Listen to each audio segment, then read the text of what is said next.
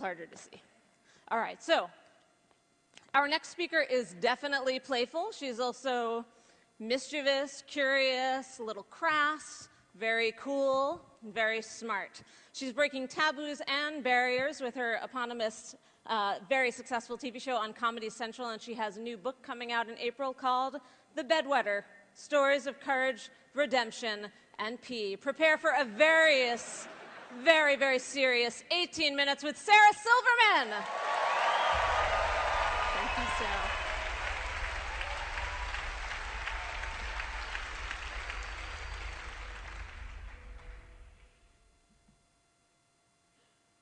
I am 39 years old, and I still wake up every morning so excited that I don't have to go to school. It's the little things. You have to appreciate the little things. And one of those little things is, oh, fuck, communication. Honest communication. It feels good to be honest. I went home recently to visit my mother, and we had some really nice mother-daughter time together. And we were in the bathroom. She was brushing her hair, and I was waiting for the shower to get warm. And we were just talking, and I turned to get into the shower once it warmed up. And she said, she looked at my bottom, and she said, "Sarah, what is that?" And I turned around and looked in the mirror, and on my ass was a bruise, the exact shape of a hand. And I said, "I'm sleeping with a man that spanks me."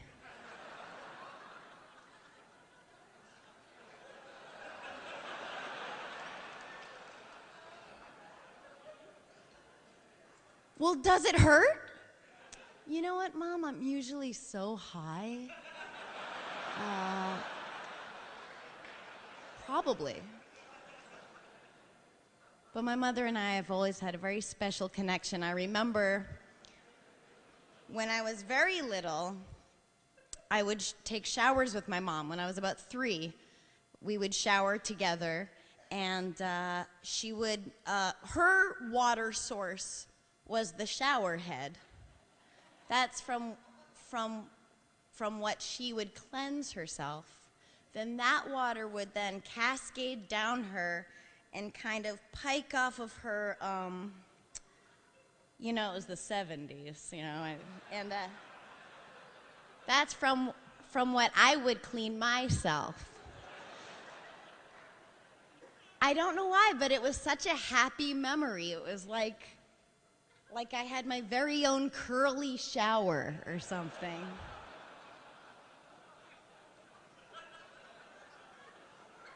And I remember thinking, you need water to start soap, but you also need water to end soap. I was very deep. I was very, very deep.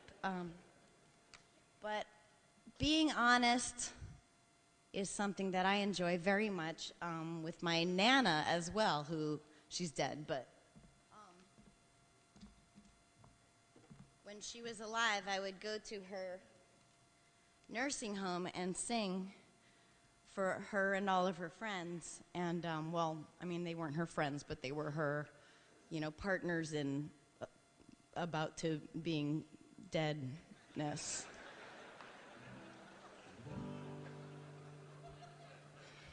And I would sing them this song I wrote just for them. Can you blow your own nose? Can you tie your own shoe? If you had Velcro ones, would you even know what to do? When you make a duty, is it in your pants or trousers as they said in the day? Are you mad because your grandson is gay? Is it a bummer that your pubes are all gray? When you clear your throat, is it really disgusting? Does it go on for hours and miles? You're gonna die soon, you're gonna die soon. It's not cold in here, you're just dying. You're gonna die soon, you're gonna die soon. You in the back, you are dying soon. You're gonna die soon, you're gonna die soon. We're all gonna die, but not as soon as you guys. You're gonna die, you're gonna die, you're dying.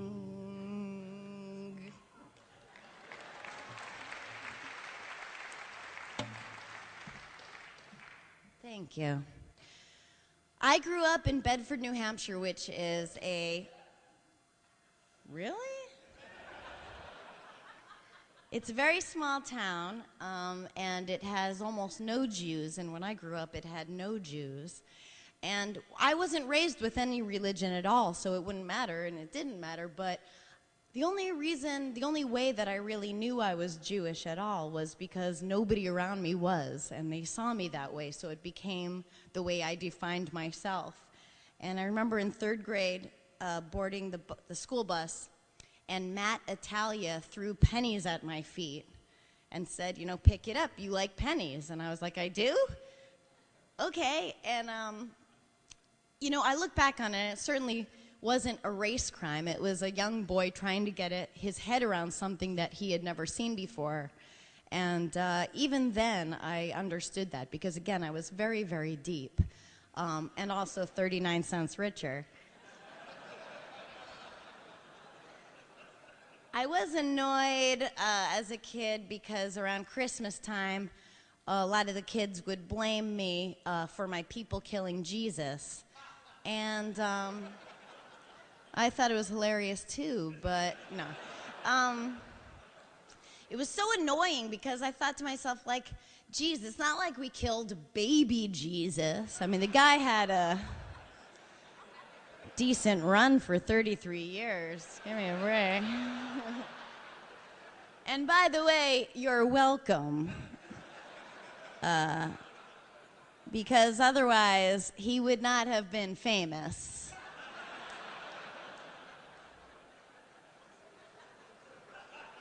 Think about it. Marilyn, Janis Joplin, Anne Frank. They need to die early to get famous. Could you imagine if Anne Frank was still alive? She'd be like, you know, the person on the, like, not on the dais, but like at the roast that they tell the comics. She'll be there. You can make fun of her. She'll be in the crowd. It's a little bit of an inside joke, but you know what I mean. Podcasts. I thought that would go somewhere. I just said, I'll wing it with that thing.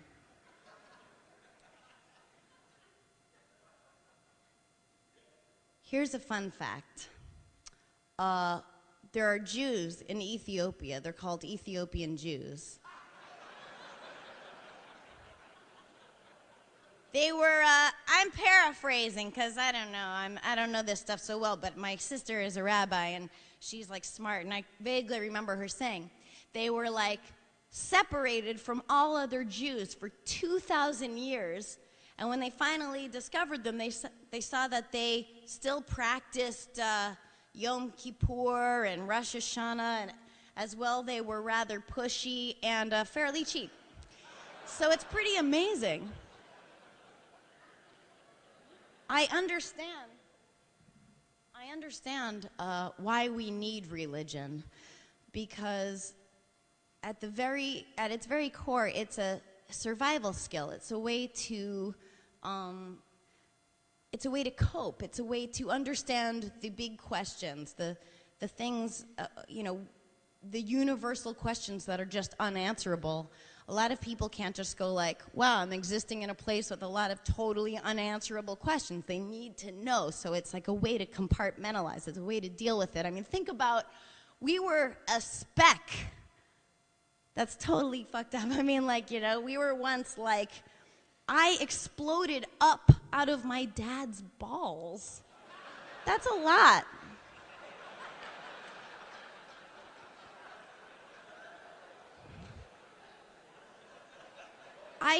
I mean, swimming in semen, drowning in semen, I shot out of my father's penis hole. It's just amazing to think I was ever that thin.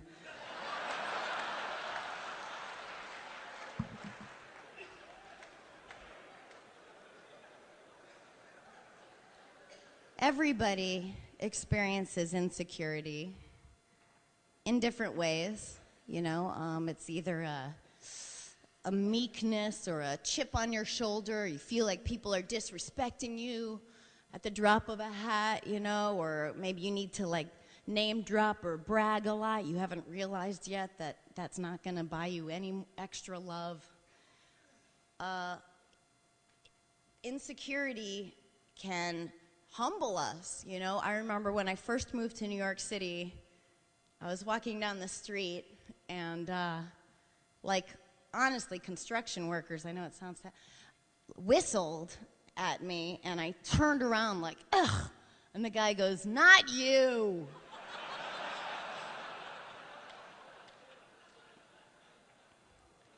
Insecurity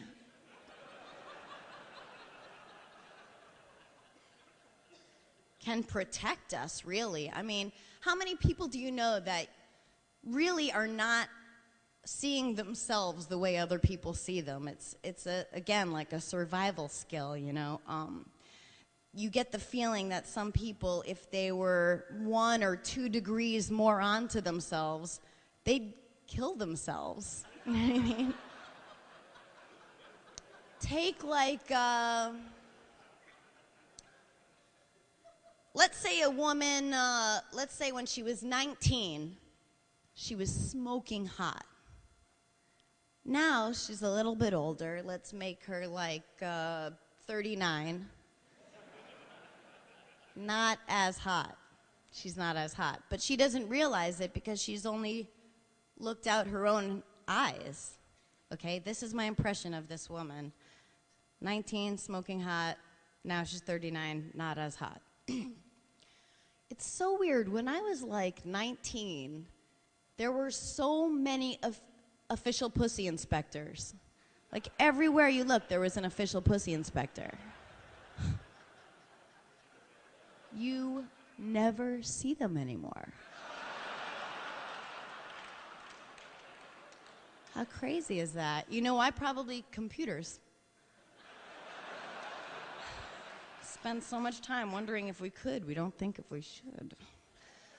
That's a quote from a movie. Doesn't really fit. How about when people go like, yeah, whatever. They do that like jerking off thing, like, yeah, whatever. What are they saying? They're saying, I don't care, right? Yeah, whatever. I don't care.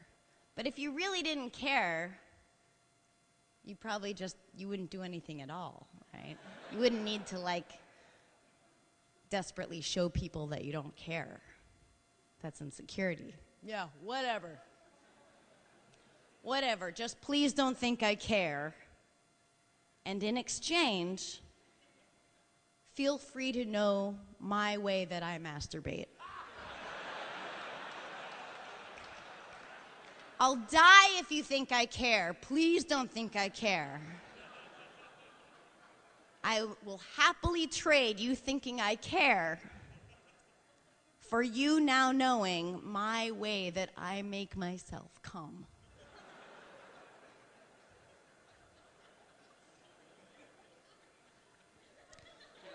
A lot of women, that's all right. Everybody's sick, sorry. A lot of women will misbehave, and then they just say that they're a diva, and they think that just makes everything okay. I'm a diva. I can cut in line. I'm a diva. I can be selfish and thoughtless. I'm a diva. I'm pretty sure you're a cunt.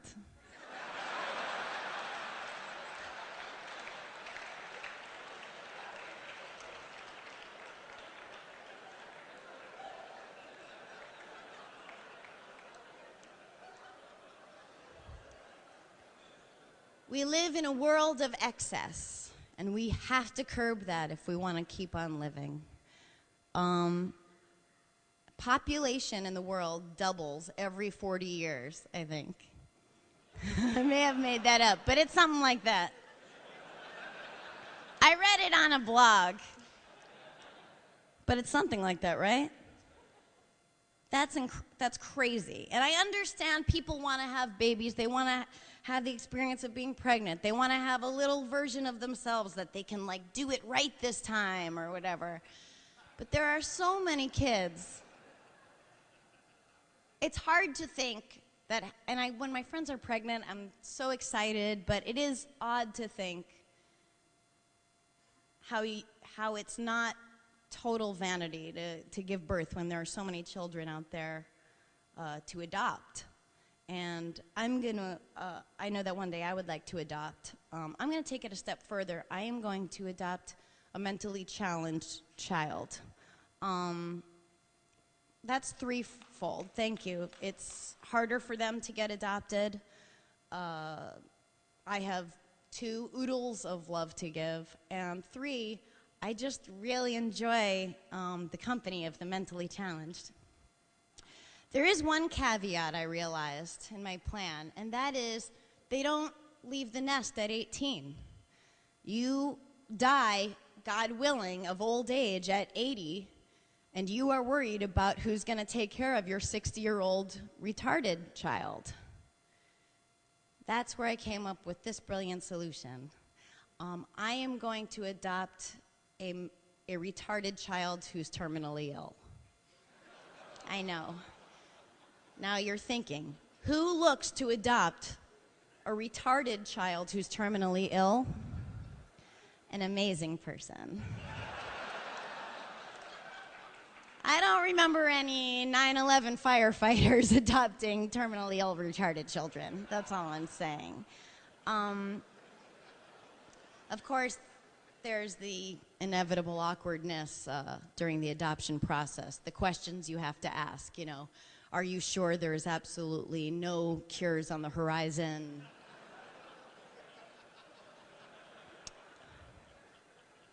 TED is fancy. People come here, they always have visual aids, they talk about heady stuff like perspective, and so I'm going to do that for a second. Okay. A lot of people look at this, they see a very big number.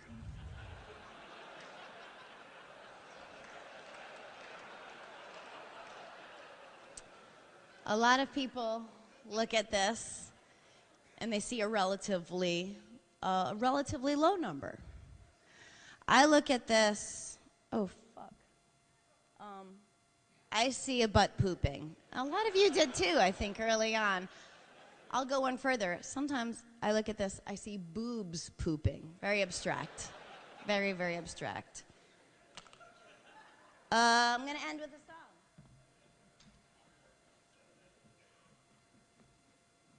We're going to need some Purell over here.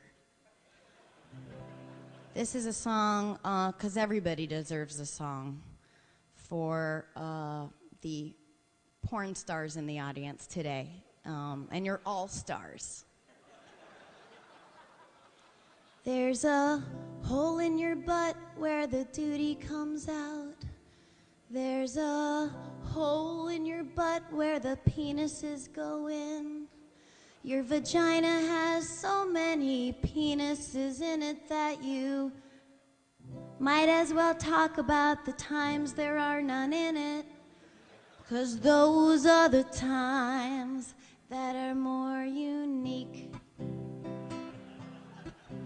There's a dream in your head that will never come true. There's a stickiness all over and it didn't come from you.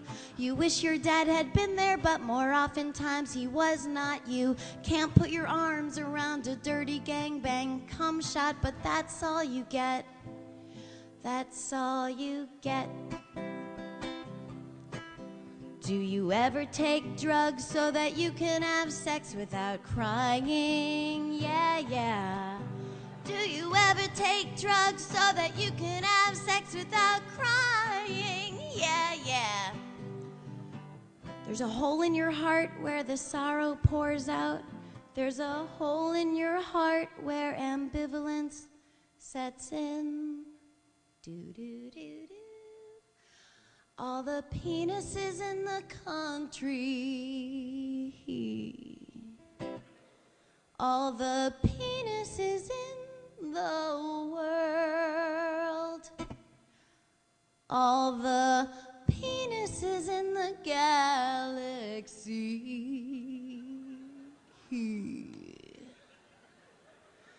won't fill your heart whole.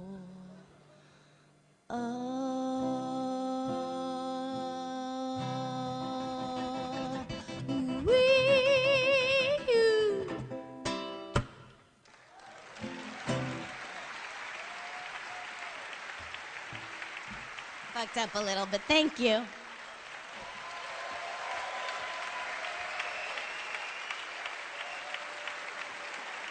She ran away.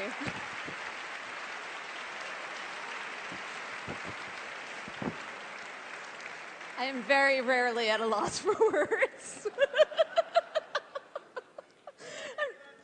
You know, Robert, I was just thinking this. Can you imagine the conversations we're going to be having about, well, what do you think about the duty? Can we use that word on the internet? Well, I'll bring her out for applause. Sarah, come back so they can applaud you. But we don't have time for an encore. I'm sorry.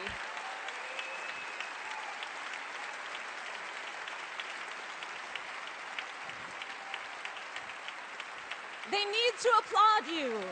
They need to applaud you a little more. This can't be right.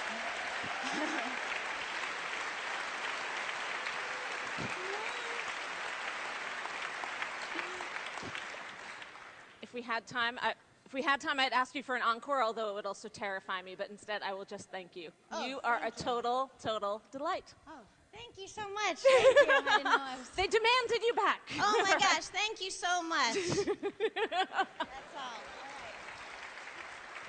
right. Just had to see